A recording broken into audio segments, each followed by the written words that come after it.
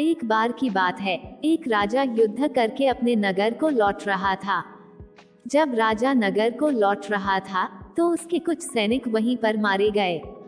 इसलिए राजा अकेला ही रह गया था। राजा बहुत ही परेशान और थका हुआ था। राजा जैसे ही अपने नगर में प्रवेश करने वाला था, तो उस रास्ते में एक खेत पड़ता था, जिसमें एक किसान काम कर रहा था। राजा उसके पास गया और कहने लगा कि मुझे भूख लगी है, क्या तुम्हारे पास कुछ खाने को है? किसान राजा को नहीं पहचान पाया और राजा ने भी किसान को यह नहीं बताया कि मैं भी इसी नगर का राजा हूँ।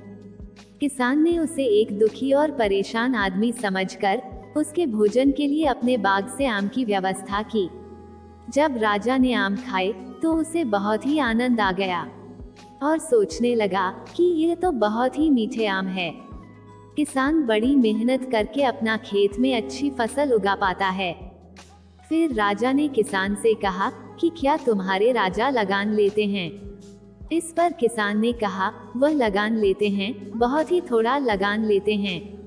राजा ने सोचा कि हमें इसका खेत और बाकी खेतों का भी लगान बढ़ा देना चाहिए, क्योंकि अगर लगान हमें मिलेगा तो इससे राज्य की व्यवस्था और भी सुधर जाएगी। और यही सोचते सोचते राजा आराम करने लगा और वह सो गया। जब राजा उठा तो उसे लगा कि थोड़ी सी भूख उसे लगी है। इस पर उस किसान से कहा कि क्या तुम मुझे थोड़े से आम और लाकर दे सकते हो? किसान आम लेने चला गया। जब किसान आम लेकर वापस आया तो राजा ने जैसे आम को चखा तो आम थोड़े से खट्टे थे। राजा ने कहा कि जब पहले आप आम लेकर आए थे तो वह बड़े मीठे थे, और अब ये आम खट्टे क्यों हो गए हैं?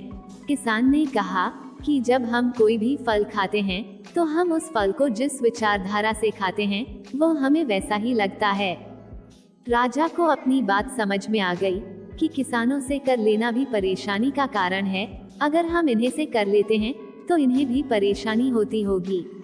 इसलिए जब मैंने पहले सोचा था तो आम मीठा था, जबकि मेरे सोचने में अब विभिन्नता आ गई है, इसी वजह से मुझे आम खट्टे लग रहे हैं।